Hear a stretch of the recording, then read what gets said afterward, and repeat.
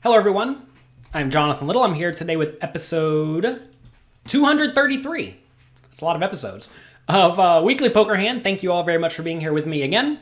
We have another cash game hand from a 5-5-10 no-limit game featuring, again, Harlan and Jim O. These two players like playing pots, it seems. And in this hand, folds around to the cutoff. Jim O, who elects to raise to $40 with Ace-5 offsuit. Now, Ace-5 is not the best hand in the world. And you should be a little bit tighter whenever there are three blinds, because instead of having three players yet to act, you now have three, right? You have the button, small blind, middle blind, and big blind.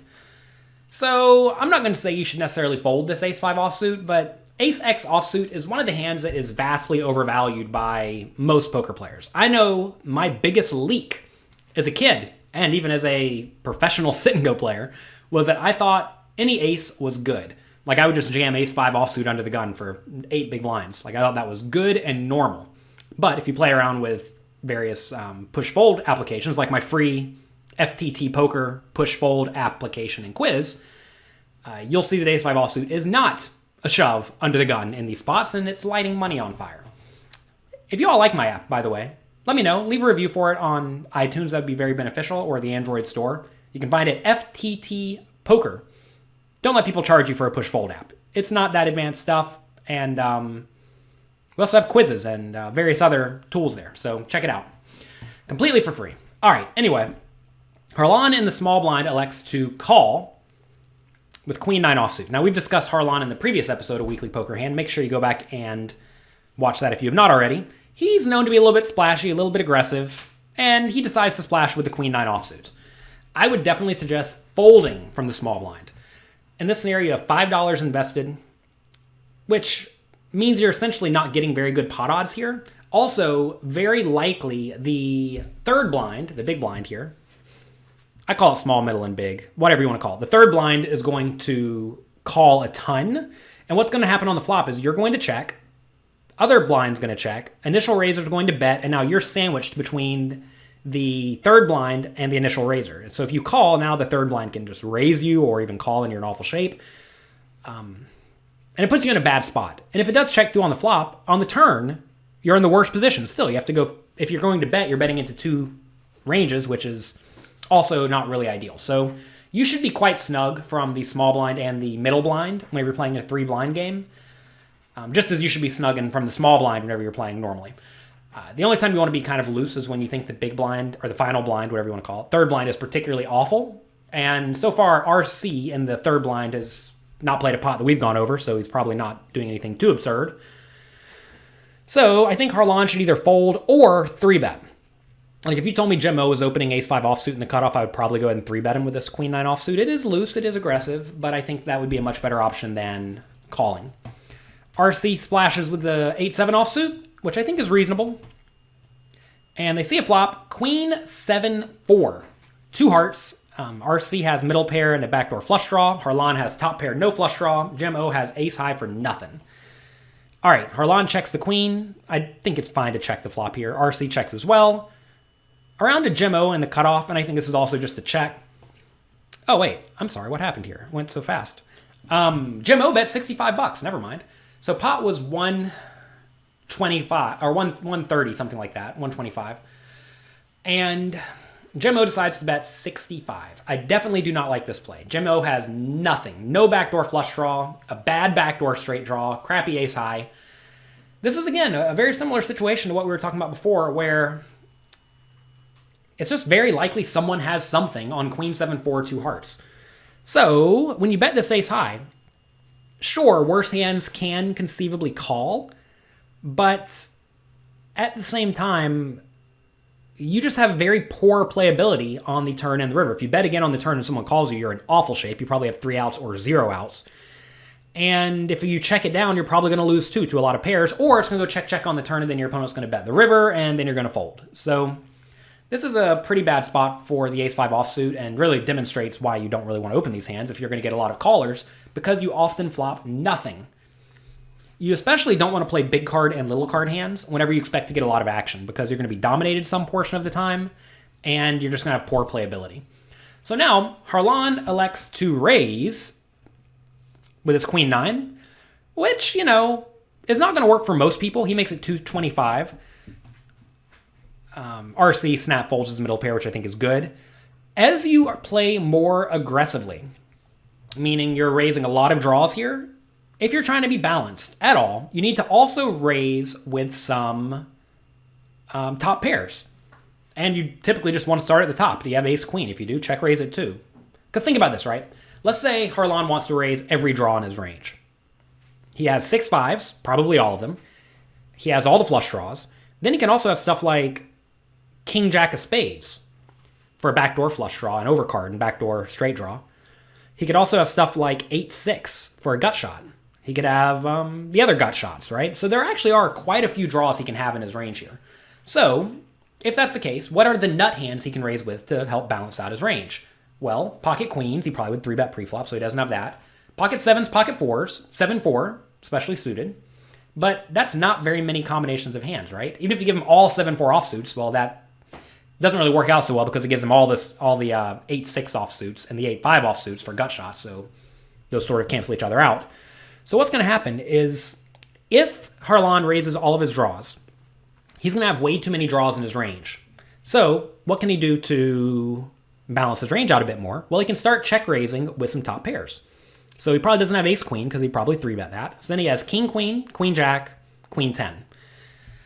And I think that raising all of those is at least reasonable in this scenario, assuming you also want to raise with a lot of your draws. Now, I don't know anything about Harlan when it comes to how he plays his draws, but if you are going to play your draws aggressively here, you probably should raise some queens. The question is queen 9 good enough to raise? I mean, probably not. It's close. As you play more aggressively, though, top pair just does become a straight-up value hand, and especially if your opponents think you are loose and aggressive and splashy and bluff happy, well, now you can just extract a lot of value because people aren't going to fold to you very often. So anyway, raising is at least a consideration. He makes it 225, and I think that's fine. Back to Jim O with ace-5 offsuit. He has an easy fold because he has nothing, but he calls. So why call ace-5 offsuit on queen 7-4? You need your opponent to be an absolutely absurd maniac for you to justify calling in this spot.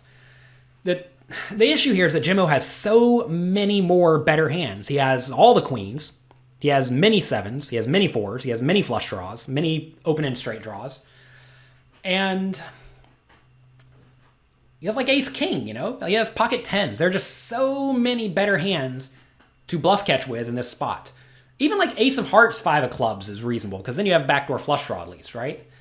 But with this ace-5 offsuit, you must fold. I know Jimmo probably thinks Harlan is a lunatic.